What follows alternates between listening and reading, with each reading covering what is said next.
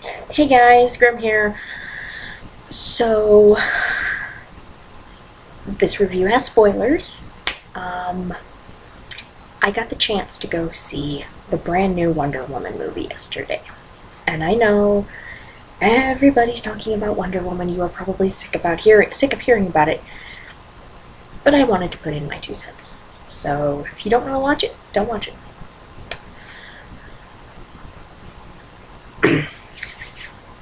Let's begin. So, we're going to start by talking about the basic movie plot. We're going to talk about the things I really liked, and the things I didn't necessarily like, overall rating, and just you know, some fun things. So the movie starts with Diana Prince as the curator of the artifacts at the Louvre, and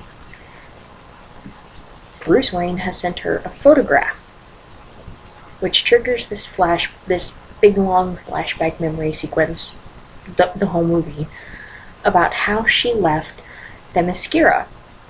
Themyscira is the home of the Amazons, and we get to see, her growing up and how much she wants to fight and be one of the warriors, and how much her mother does not want her to be. And we get to see Diana as a child. We get to see her as a young teenager, as a young woman, and just like in the original, in the TV series, just like in the comics, the peace of Themyscira is suddenly altered when an American pilot named Steve Trevor crashes into the water near the island and is rescued by Diana. Diana pulls up on the beach. The people following him, who are the Germans, they arrive at the island. There's a big battle on the beach, and they find out that World War I, the Great War, is in full swing. 4 years, thousands, millions of people dead. Brand new sort of warfare. Diana is convinced that this is the moment that the Amazons have been waiting for. See, her mother had told her that there was this big fight between the gods, that Ares had corrupted mankind with war, and it was the duty of the Amazons to destroy Ares so that mankind wouldn't be under his influence anymore. And Diana is convinced that this is the war that Ares created, the war that would destroy mankind. She is initially forbidden to leave, but she decides she's going to do it anyway, and her mother Hippolyta very reluctantly allows her to leave. Cue some interesting scenes of absolute culture shock, of Diana not understanding how the world outside of Themyscira actually works. Several instances of her being just absolutely dumbfounded at how people act. And finally they get to the front lines, where Diana slowly starts to realize that mankind isn't what she thought it was. Her whole life she's been under this impression that Ares, if you could just get rid of Ares, that mankind would go back to being peaceful and good. And she has to deal with a very unpleasant realization that that's not true. She does confront Ares. It's this big epic battle.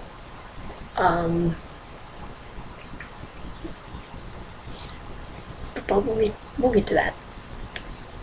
So, things I liked about the movie. I loved this movie, okay? Full stop. I love this movie.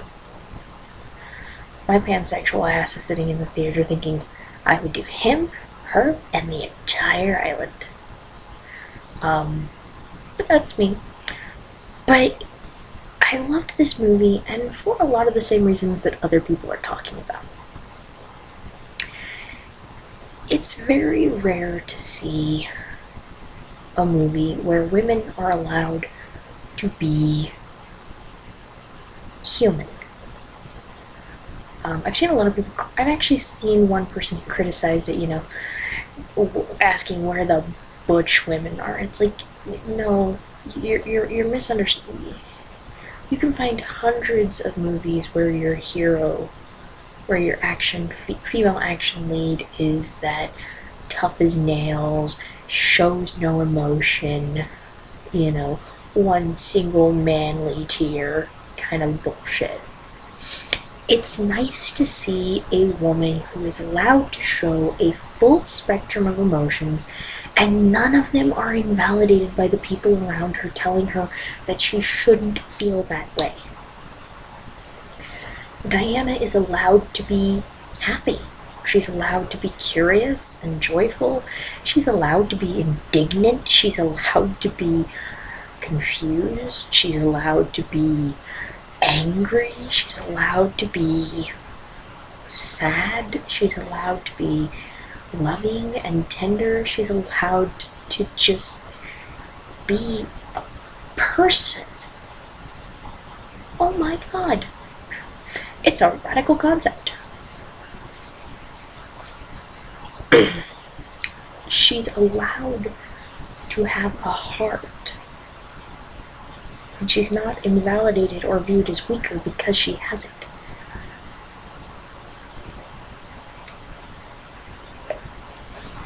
That's pretty big. I mean, we're talking about a world where if a woman's angry, then she's a bitch. If she's, women's emotions are pigeonholed into boxes. We're not allowed to actually feel them any more than a man is. Men's emotions are pigeonholed into boxes. I routinely say, that I hate romantic comedies because nobody talks. Thus, you have the stupid trope where the person thinks that they've seen the other person cheating on them, or that the other person's getting back together with their ex, or whatever stupid crap it is, and rather than talking, they just run off. The problem is that's not exactly uncommon.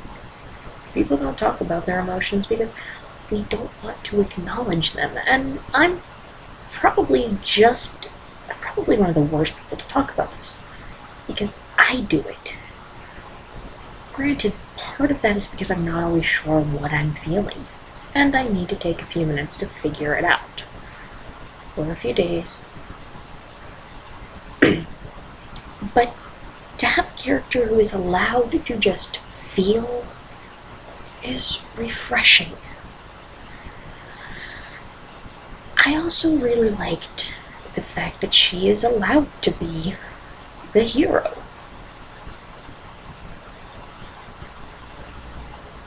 Like, this is a crazy idea, but it is okay for the female superhero to save the day. And do not have to have someone save her first. I'm just throwing that out there.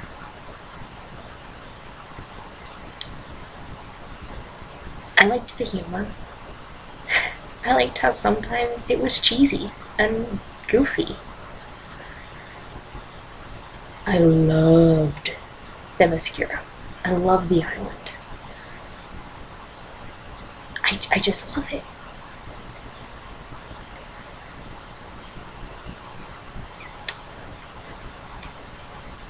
I mean, I could wax poetic about this movie. I love the fact that we actually got to see real female bodies. The Amazons weren't all these waifishly thin sticks of these waifishly thin creatures that are somehow amazingly powerful. They were women. They came in all sorts of different shapes and sizes, different colors, different hair, different clothes. They were allowed to be individuals. Now, we don't get to see a lot of the Themyscira. We don't get to see a lot of the Amazons. But the women in this movie were refreshingly allowed to just be people. There's one Amazon who is this beautiful, beautiful, I don't want to say African American just in case she's not American, but beautiful black woman. Beautiful. Broad shoulders, big muscular arms, big muscular legs. Gorgeous woman. And she was allowed to be. She was allowed to be beautiful. Even though she's supposed to be one of the warrior Amazons, she's still beautiful. And she's different, none of these women are a specific mold.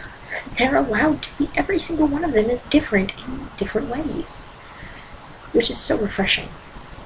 And it's a trend that continues even after you get out of Themyscira.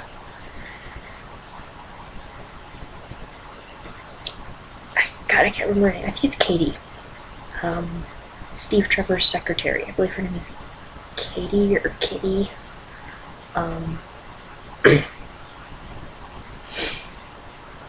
Nobody makes jokes about her size. She's allowed to be who she is. And she's funny.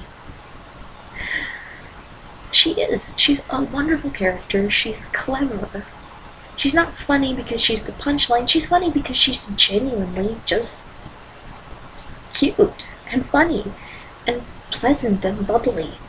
And I love that there are female characters in this movie that are just like that. I love the sensitivity that's allowed to be portrayed. I love when they're walking through London to the office, and Diana sees the woman with the baby. She's like, "Oh, baby, baby." Do you know how often that actually happens in a room full of women? Let me tell you. I am a cosmetology student. We have one guy in our school. Just one. Most of my classmates are female. And all of my teachers are. It's not sexism or anything, it's just how the cards were dealt. Most of my classmates are female. But if you think for 1 second that a baby comes into that school, because we have a student salon where people come in and students do the services. I personally did a beautiful low light just Friday. It was awesome. If you honestly think for 1 second that someone comes in to have a pedicure or something and they have a little kid, just a little kid, not even necessarily a baby, and you don't have a line of women going, "Oh, they're so cute, how old are they?" You obviously do not spend time around women. They do that. Trust me. We do that. We had a woman come in for a pedicure. She had her son with her. Little baby, it was her grandmother was with her. And she had the baby, the grandmother did. And every single woman in my school stopped at least once and said, "Hi." We do that. It is a real thing that women do. And it's nice to see it. It's nice to see a woman allowed to be a badass. The No Man's Land scene was glorious. Her just walking out onto the field. Incredible. And the fact, I think a lot of people haven't mentioned this, to me, the fact that she crosses No Man's Land, not because the people on the other side are the enemy, but because there are people on the other side who are being hurt, being basically enslaved, because there's a woman with a child crying about how those people have taken everything from them and enslaved those who couldn't escape. That's why Diana crosses no man's land. That is incredible. And I really wish other people were talking about this, because the thing is, I can do these reviews, but that's not my job. I'm not a film critic. I've never been to school for this. I'm a cosmetology student. I do hair. Okay? I know hair. Hair, nails, all this other stuff. Movies are not my area of expertise. So I really just have my own personal opinion and things that I've observed from watching other films. So I feel like that's something that other people should also be noticing and talking about. Because sometimes it's important to have your hero motivated not by honor, not by glory, not by their own inner turmoil, but by a sincere desire to do good for people who can't defend themselves. I love the fact that she's allowed to be gorgeous. The gala, although I wasn't personally too terribly fond of the design of the dress, that has a lot to do with my distaste for early 20th century evening wear, period. I feel it's kind of shapeless. The color was beautiful and looked great on her. And I love the sword on the back. I'm not gonna lie. I love that she's allowed to have a night with Steve Trevor. And it's not shown. Oh my god. Do we really need more movie sex scenes? They're not titillating. They're awkward. It's dark, there's two bodies rolling around, we're supposed to imagine that these people are passionately in love. I like that it cuts to the outside of the house and we don't see it. And I like that they treat each other the same the next day. They don't, it's not suddenly Steve trying to wrap Diana in wool fluff and protect her. Yes, he doesn't want her going into the gala, because he's a spy and he's used to doing things a certain way, and he knows that that's not how she does things. And if she lets him go in and do things his way, he knows what's going on. He's not trying to protect her, he's just trying to get the information that they need to stop the war. It's kind of like the difference between someone who...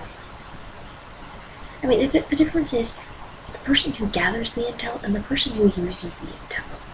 The problem with this scene is that you have the person who uses the intel going in before the person who gathers the intel has gotten it. Obviously, they didn't have classes on Themyscira about how to fight war, because it's a lot more than just a battlefield, and it always has been. So that is a small criticism, but it's not necessarily against the movie. Just maybe she should have spent a little more time with her tutors. And, it's not a...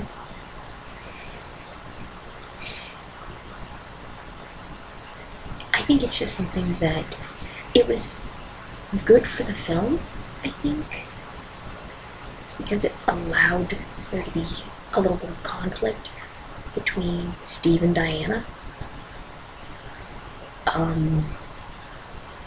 which leads directly into her realizing that humans are inherently flawed individuals, but that doesn't mean that they are capable of good, and that capacity for good is why you fight for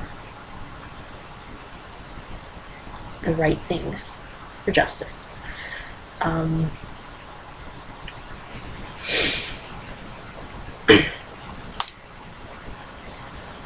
I like that that was a thing.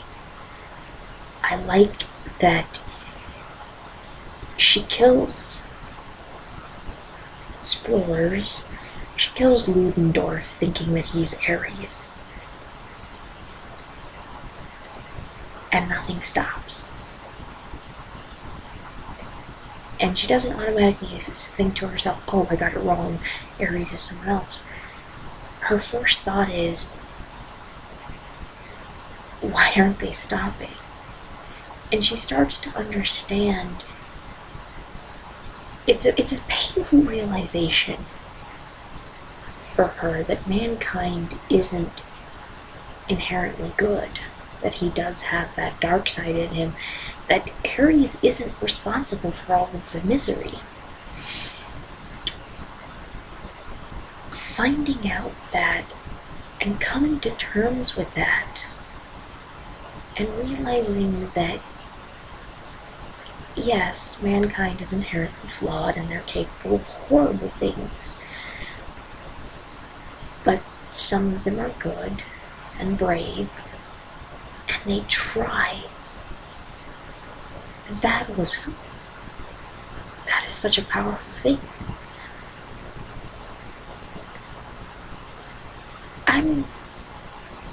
I love history. I'm a huge fan of it. I'm a huge student of history.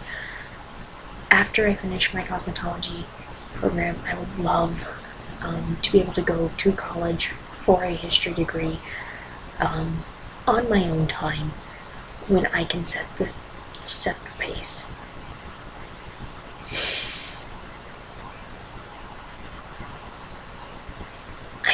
Because of that, I'm always saying that you cannot apply modern morals to past problems. You have to look at the time period. You have to look at the time. Because nowadays we say, oh, of course, that's how it is. But that's not how it was. You know, in order to truly understand a historical problem, you have to look at it through the lenses of that time period. You have to look at what's going on, what the people there grew up with, what they knew, what they thought, what were the major influences of that time. All of this comes into play when you talk about war. You have to understand where the people were, which will lead us into the things I don't like. We'll get there. So it's wonderful to see this realization that good people can do bad things, but they try to be good. Sometimes that's more important, the fact that they tried to do something good. Life is complicated and there is no easy answer. Sometimes you have to step back. It's like that whole cool motive, still murder. Sometimes, yes, what's done that's wrong is wrong. But you still have to understand why it was done. Because if a man kills someone in self-defense, it's still murder. But you have the right to defend yourself. If a man kills someone because he's trying to defend someone weaker than himself, it's still murder. But we're more willing to forgive that because we understand. The fact that she's able to realize this concept, that good people can do bad things, and it doesn't change the fact that they're good people, that good people can do bad things, and it still a problem, and it's still something that should be punished. But it doesn't remove the fact that they are trying. That's pretty powerful. And I'm sure I'm not explaining it very well, but at least I'm trying.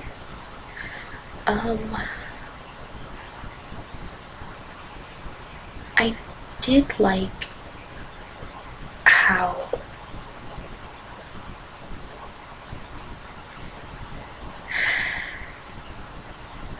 it's hard to say I really liked the ending. I loved the action sequences, but I can't say I really loved the ending. Steve Trevor sacrifices himself to destroy this gas created by Dr. Poison, going up in a giant fireball. And Diana kicks Ares' ass while realizing that, she can't save the world. Only love can. I don't like the fact that Steve Trevor had to die. It seemed a little unnecessary to me. Especially when you could have just put like a timed bomb on the plane, let the one guy, get going and let it go that way. But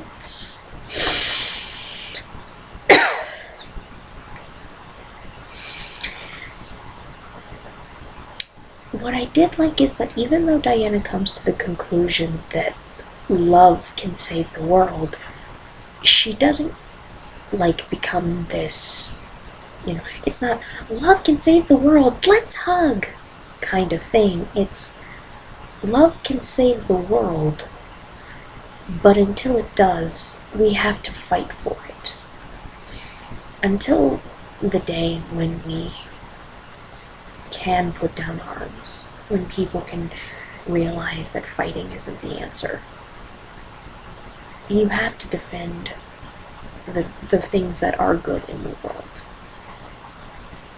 If you don't stand up and fight for them, if you just stand there, love will save us, it's not gonna end well. Sometimes you have to fight. And I liked that part. So the things I didn't like. Number 1, I didn't like that the Germans were the bad guys. Look, World War I is immensely complicated. And so freaking bizarre. World War II had a clear start. Hitler invaded Poland. England said, okay, you've crossed the line, we're gonna lay this smack down. And it's all out war. The First World War was weird. It literally started because Archduke Franz Ferdinand of the Ottoman Empire, I believe it was the Ottoman, Austro-Hungarian, Archduke Franz Ferdinand was assassinated. He was in the Baltics, which were kind of a powder keg. He was assassinated, and literally everyone took sides and just started killing each other. There's a great post, I've seen it on Pinterest, I don't know where else it is, if World War I was a bar fight. And it pretty much explains it really well. This person slugs this person slugs this person. Why is Germany always the villain in both World Wars? Well, it's kind of the way it played out. Germany shouldn't be the villain in World War I. This isn't to say that the Germans were innocent. No. But there are so many other parties in play. I would have liked to see more of them as well. As it is, we saw the Germans and the Ottomans. And not even a lot of the Ottomans. Given that a large part of the war was the Ottoman Empire, I would have liked to see a little bit more of them. A large part of the reason why Germany seems to get the most flack for World War I is because of the Treaty of Versailles. the entire movie kind of centers around trying to get this armistice signed. The actual armistice that ended the First World War, the actual treaty that ended it, the Treaty of Versailles, pretty much ensured that the Second World War would happen. Rather than treating Germany as a part of the war, they treated Germany as the only aggressor in the war. And everything that had happened was laid solely on Germany's feet. This was not a good thing. It basically created a situation where literally it was just a matter of time before someone came to power that started the next war. So while I can understand why they went with Germany as the aggressor, being that it was the primary aggressor on mainland Europe, because it was, kind of the end of the war, the sentiments that they had that Germany was responsible.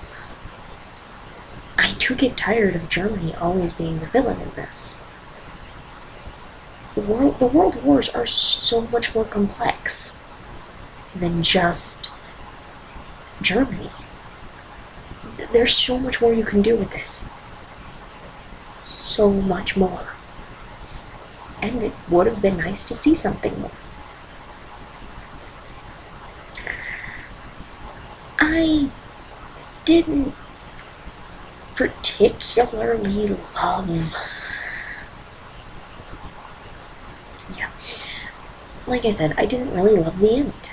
I didn't think it was necessary for Steve Trevor to die. I didn't think it was... I just didn't think it was needed. It was kind of like man pain in reverse. In a lot of movies, the superhero loses the love of his life to cause him pain. In this case, it was the superhero losing the love of her life to cause her pain. I don't like it when they do it in male superhero movies, and you know what? I don't like it when they do it in female superhero movies either. It just seems really pathetic that you have to do that. Really? Isn't there something else you could have done?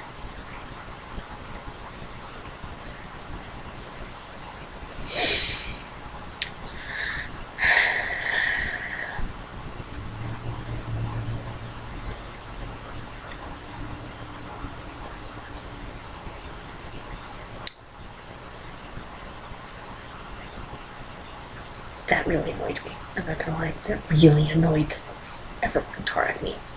I didn't like the fact that Diana leaving Themyscira was a permanent thing. It wasn't. From what I know of the comics and the TV show and the cartoons, I mean, I'm pretty sure there's one where it was sort of like she was exiled or something. But in all the media that I'm most familiar with in terms of Wonder Woman, her leaving Themyscira was never like, okay, if you leave, you never get to come back. Why can't she come back? She knows where it is. She's from there. She should be able to go back. I mean, it's not like it's Superman and Krypton, where the planet has literally been destroyed. Her home is still there. She should be able to go back. So I thought that was kind of stupid. And I also kind of thought Antiope dying was bad. But that's kind of because I'm completely convinced that Antiope and that one Amazon, whose name I can never remember, and even if I could not pronounce, are gay for each other. I am 100% convinced they are lesbians. You cannot convince me otherwise. Don't you dare try. They are beautiful, they are in love, and she is not dead. She is not dead. I have a lot of feelings about that.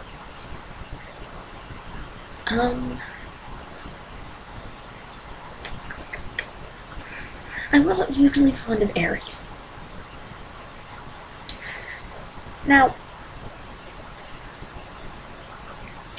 I tried very hard to avoid spoilers for this movie.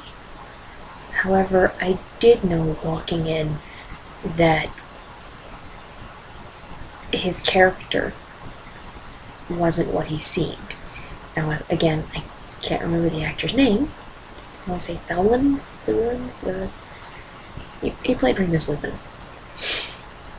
I already knew that his character was not what he seemed. But I wasn't fond of him from the beginning. Even when I didn't think about that too much. I don't know. Something about him I just didn't necessarily like.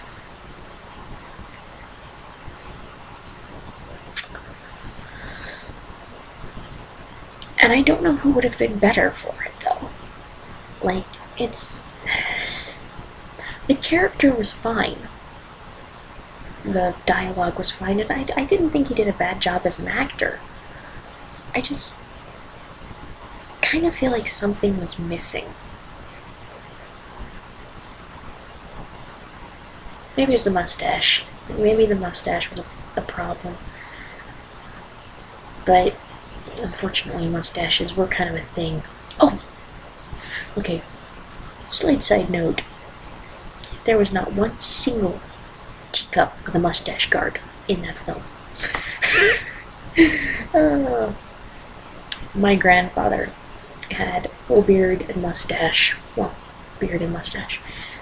And I remember reading about how teacups in the 1800s and early 1900s had this little porcelain piece that would protect the mustache, and thinking I needed to get him one before. This is a while ago, long before he passed away. I just thought I would have liked to have seen that. But that's not a criticism of the movie, that's just kind of me being a dork.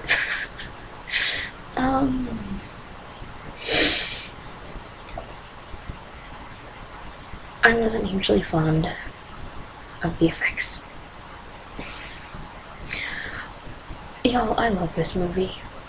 I loved the fight scenes. And I liked Catwoman, okay? I genuinely liked Halle Berry's Catwoman. It was stupid. There were some very stupid elements in that movie, but I did enjoy it. However, the fight scenes where they make use of those kind of effects, where I can look at it and I can tell that it's CGI, I'm not hugely fond of. It doesn't stop me from enjoying the scene. It doesn't stop me from enjoying the movie. But you guys have all heard how much I really wish they did a little bit more in practical stunts. Now, I will be honest, I'm not sure exactly how they could have gone about doing it differently. I'm really not. I wish I was.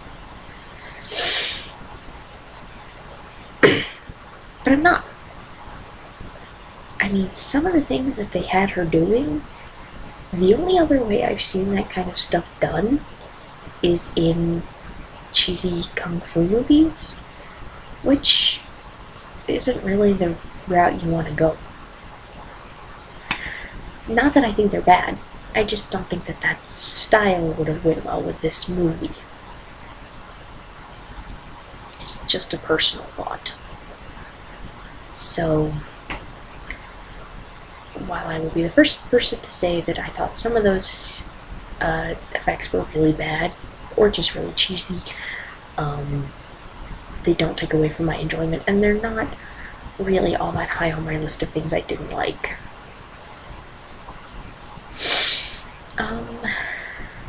So yeah. I mean, I could go through and talk a little more about the things I really, really liked, like certain lines, certain scenes. I absolutely loved the bit about Min being essential for procreation, but not necessary for pleasure. That was hilarious.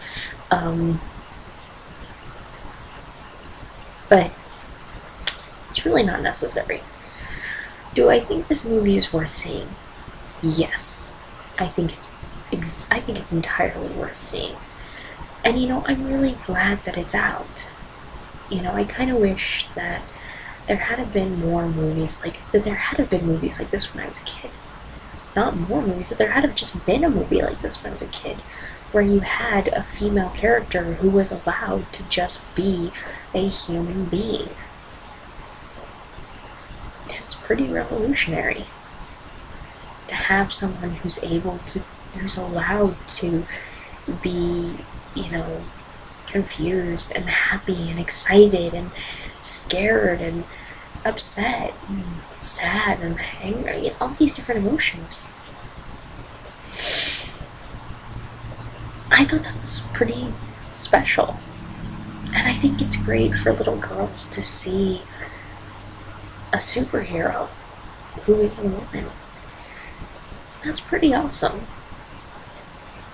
And I'm so excited because we're starting to see more superhero movies that are these things that we haven't seen before.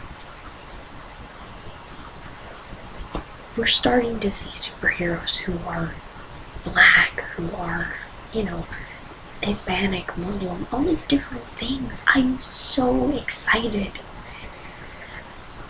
Marvel has the Black Panther coming out. T'Challa is amazing, and I am so excited to see it.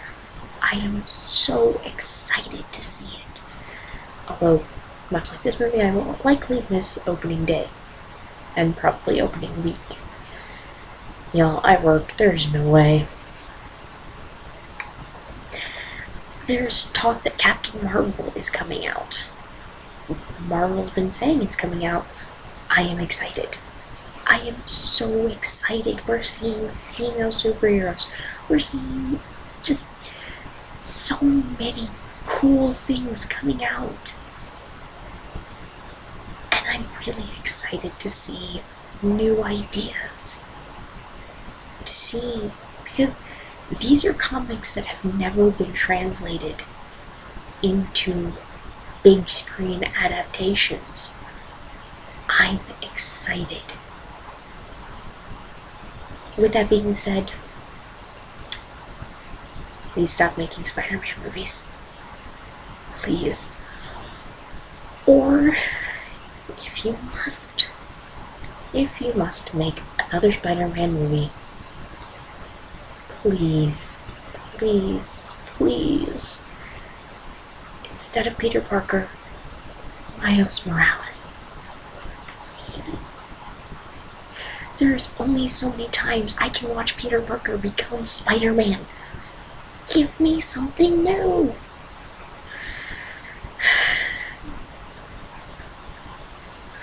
To give you guys a little bit of background on that plea,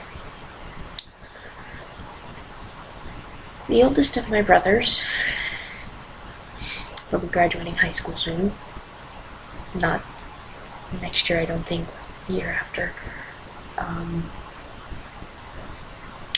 When he was little, he was obsessed with Spider-Man. And at just the right time, because that was when the Tobey Maguire Spider-Man movies were coming out. He was just the right age. I mean, I'm pretty sure the first movie we took him to see in theaters was Spider-Man 2. I think it was 2. Which one had Doc Ock? It was 2, yeah. Yeah, because I think 3 was the one with Venom. He watched those movies so many times. And the little schnout wanted to argue with me as we were leaving Wonder Woman about whether or not Spider-Man or Superman had been his favorite as a kid. I had all the Spider-Man movies and all the Superman movies and I had a Superman costume. Dude, you had Spider-Man everything else. You had the original 1960s cartoon. You had various cartoon adaptations after that. You had Spider-Man pajamas. Do not argue with me. I will win. So I have had my fill of Peter Parker. If I never see Spider-Man again, it will be too soon. Which is not to say anything against Tom Holland. From what I understand, he was quite enjoyable in Captain America Civil War, which I still have not watched, because I hated the entire Civil War thing, period. But seriously, please, the next time you reboot Spider-Man, don't do Peter Parker. Just don't. Final verdict on Wonder Woman.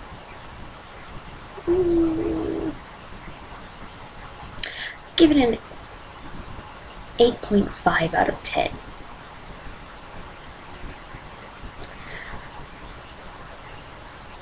The reason I'm not saying a 9 is because... well, actually no. We'll give it a 9 out of 10.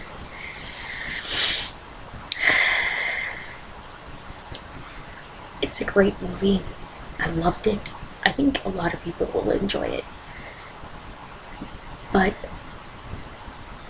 I think the best way to go into this movie is with the realization that this is not your average superhero movie. A lot of the things you're going to be looking for aren't there, and a lot of the things that you aren't looking for are. So maybe you like it, maybe you won't. If you'd like to discuss it and talk about it, I'm all ears. Leave me comments, send me a message. I'm on Twitter, Instagram, Facebook, and Tumblr. On Twitter, Instagram, and Facebook, I am Stars and Galaxies, E&D, no A. Tumblr, I'm WednesdaySchildsWitchcraft.tumblr.com. Like, subscribe, send me a message. If there's a review you'd like me to do, just, let me know. Until next time, keep it real, Gremlins.